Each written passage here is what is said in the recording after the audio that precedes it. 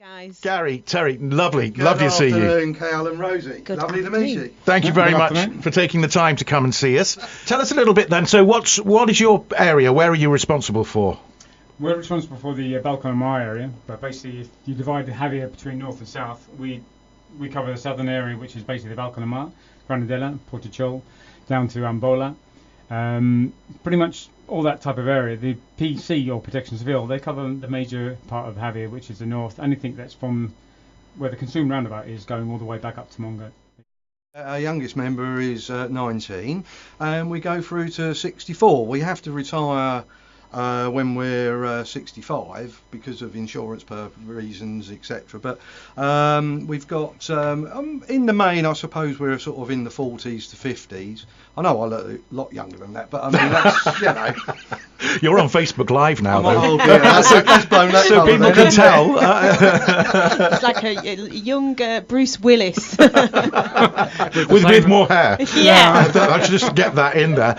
I think one of the advantages that we have is because of the ages that we have between 19 and 64.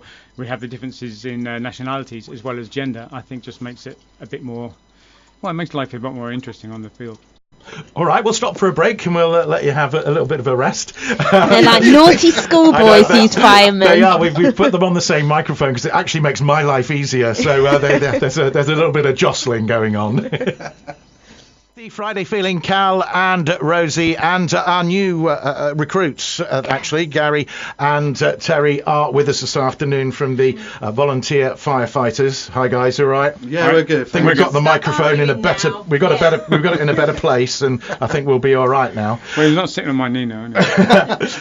I was going to ask, there will be people listening now that lived through the fires of Javier of 2016, but there'll also be people that are new to the area who are listening now, and we've seen some fires in the area already. What precautionary measures can people take to protect themselves, their properties, and to be safe from fires? Well, basically on that one, you can. There's lots of things you can actually do. I mean, first of all, common sense comes into play. Well, some of the time, anyway, certainly, it's just people being careless with cigarette ends. Mm-hmm. They drive along and they just throw them out on the side of the road. But the implication of that is, okay, you've got rid of your rubbish that's on fire, basically. But if that hits grass and that goes up, then we've got a whole different case scenario. And if it's not spotted in time, it can escalate, and we get some of the winds that we normally see. Then we're into the situation like we've seen up the coast this week, and like we saw here in 2016. Absolutely. And barbecues are a big one. Well, barbecues, I mean, you need a degree of common sense about it. If you're going to go and light a barbecue underneath a very dry branch of a pine tree that's in your garden, then obviously it could potentially go up. And what you have to basically remember is that if it's kind of like deemed to be your responsibility, you will get charged by the authorities for coming along to actually deal with that fire. It's a little bit if your boat breaks down in the bay and they have to come with and rescue you there. It can be quite a big bill. Very similar. It's the same thing. An example of the fires, like in the Pago fire a few years ago when the Pago went up. The poor old boy, who was like an old farmer who caused the fire, he had, I think it was well over a €3.5 million bill. Wow. Obviously, you don't have that type of money in your house, but everything that he owns was repossessed and to pay back the bill. So you lose everything. Goodness. So when people need to understand it's, okay, there's not going to be someone coming around to see and spot and sort of like give you an on-the-spot fine for having a barbecue.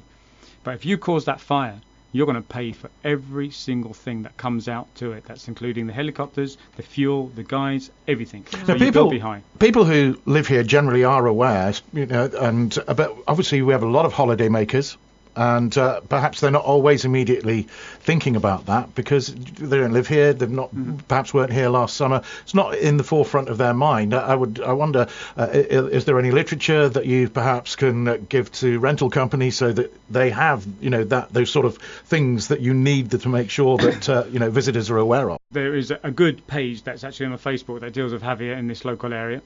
It connects people in all different ways, and with that, they actually produced and giving out to people that can put into their apartments, into their villas. Great idea. All the rental companies, maybe, if they haven't done that. It's actually other people, because they put it out, and other people have helped them in the different languages. So they got it in all the European languages, which basically states what to do and not to do with the cases of barbecues. I think we should find that, Rosie, and make sure we can make it as available as possible. We will do that, Kal. Good girl. Yes. Super. Right, we'll talk some more, and I'm really enjoying this. I think Gary and Terry here making a real difference to our programme this week, because Rosie's not saying very much. I haven't got a chance. We were talking about prevention. Now, in the case of fire, there were lots of messages going out, up the coast in Gandia, lots of messages here when there was the major fire 2 years ago about what you need to do immediately. We were saying how people didn't really want to leave their homes, but once you manage to convince people that, they do need to leave because they're in quite a dangerous situation, there are a number of things that help the fire services out that you can do. Well, absolutely. I mean, obviously there's all the social media outlets, there's the radio station, there are other ways that you will see and know that there's a fire occurring. I mean, the best thing to do is always try and sort of have a little bit of a pack ready, if you like, somewhere within your house with all your important documents, your medications, things even as simple as your phone charger. Because if you are asked to leave your property because your life could be in danger, then obviously you're going to need to gather up these things, and it could be potentially in quite a short space of time. So prepare yourself before this actually happens. Get your pets ready, get their food, bag of food for them, or whatever it may be.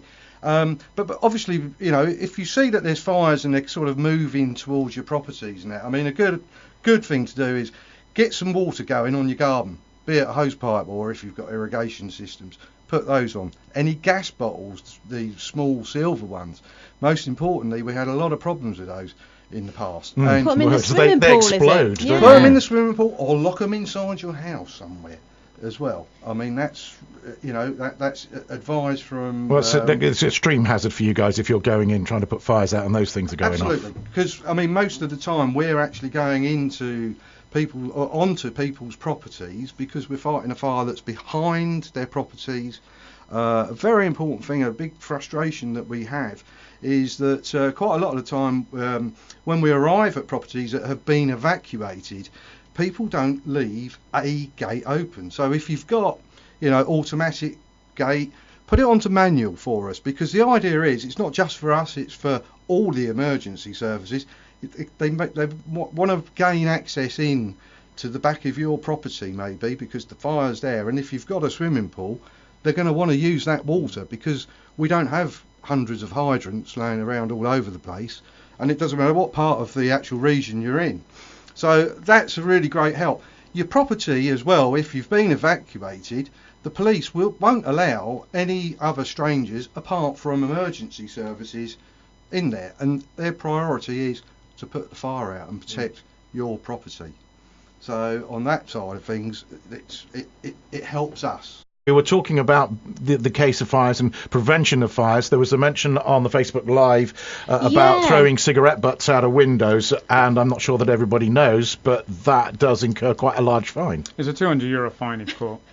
I love the way you keep nudging him to talk, like a double act that you see. He can do the legal stuff. If you've got any time when you're not firefighting, you could do a comedy double act, I reckon. Gary, next time we're away, guys, you can come and do the show. Actually, that'd be great. Yeah, he's up for that. You're replacing me already.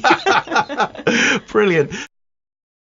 Another little thing, just to add what Gary was saying, especially when you're coming to protect your own properties, is from one of the things I do also, I look after gardens, is actually think what's actually in your garden, because there's a lot of plants, especially bougainvillea. The bougainvillea that grows here, and a lot of people have it up the side of their houses, is what caused all the houses to burn in Pinosol when we had the big fires, because it jumped from the border hedges, which is cesspit normally. These things just go up like a Roman candle. They just go up in like a magnesium paper. They just explode. A lot of people don't realise that a lot of the plants they put out in their garden are actually very, very dangerous, very highly flammable. Things like bougainvillea, because it's so dry within the side of it, dries up the side of the house, it grows, gets into the roof areas, and that's how the fires got into the houses. Wow. So I'm talking now specifically about the fire that we saw here a couple of years ago. You can see still, obviously, right across the hills where it travelled, where it came down, and it came right down almost into town. Mm-hmm. It seemed to jump loads of properties, because lots of properties were saved. why was it that particular fire? Why did that happen? You had a combination of on that particular day, going back to 2016. You had a combination of very extreme temperatures, very high winds. You had a lot of heat generating, and heat is blowing up. You've got hot embers. They then catch the wind, and they'll blow 100, 200 metres. You've only got to watch a firework when it goes up, and then suddenly it sort of, you'll see the hot embers come off of it, and as they fizzle back down to ground, they'll actually extinguish. Within pine trees, you've got an oil.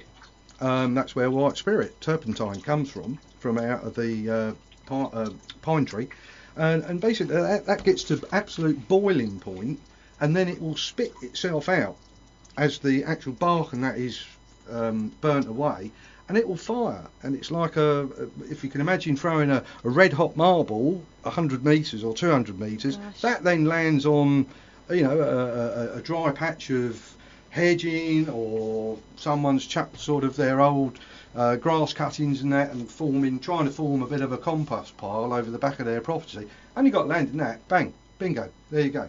You've got another fire starter. It certainly did travel really quickly, didn't it? Yeah. On behalf of everyone listening and everyone within the area who you look after, a great big thank you for what you do. Well, thank you very much for giving us the opportunity. You're welcome. Lovely. Anytime, and like I said, next time Rosie and I are on holiday, you're doing the show. Yeah, absolutely. Sign them up now. Gary and Terry. I'm going to look at the fire engine now. Gary and Terry from the volunteer fighters at Balcon Al Mar. Thanks very much, Thanks, guys. Loved it. Cheers. Thank you.